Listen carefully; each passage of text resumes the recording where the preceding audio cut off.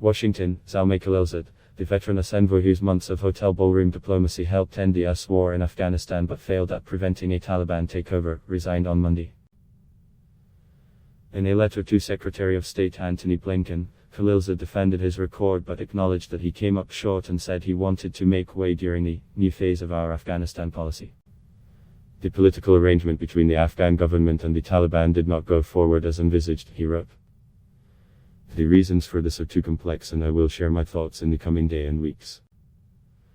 Born in Afghanistan, the dapper 70-year-old academic turned US diplomat took senior positions under former President George W. Bush, becoming the US ambassador to Kabul and then Baghdad and the United Nations. As former President Donald Trump itched to end America's longest war in Afghanistan, he brought back Khalilzad, who led exhaustive talks with the Taliban, without including the US-backed government in Kabul.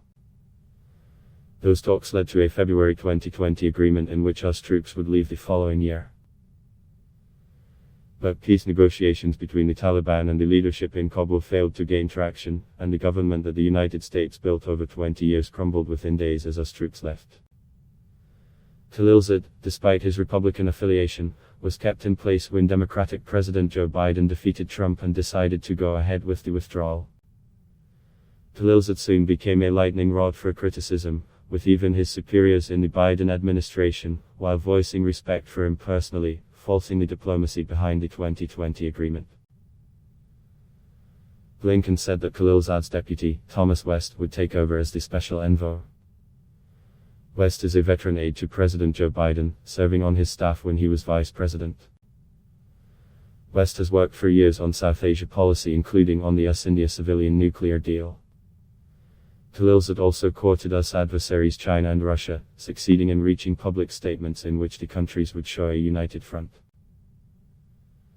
Shortly before Khalilzad's resignation became public, the State Department said the United States would not be able to attend a new session called Tuesday by Russia that also includes China and Pakistan, historically the Taliban's primary backer.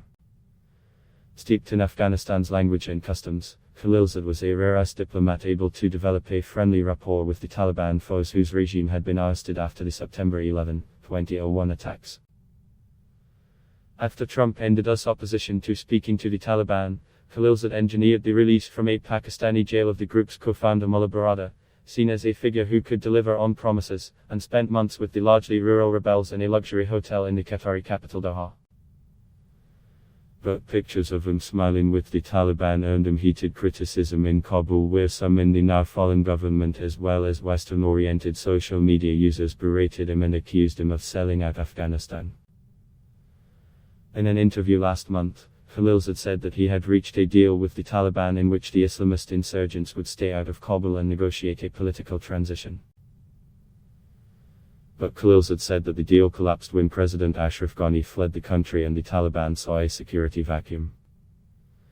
Speaking to Foreign Policy, Khalilzad said that the Taliban fulfilled key parts of the February 2020 agreement, including not attacking the departing US troops.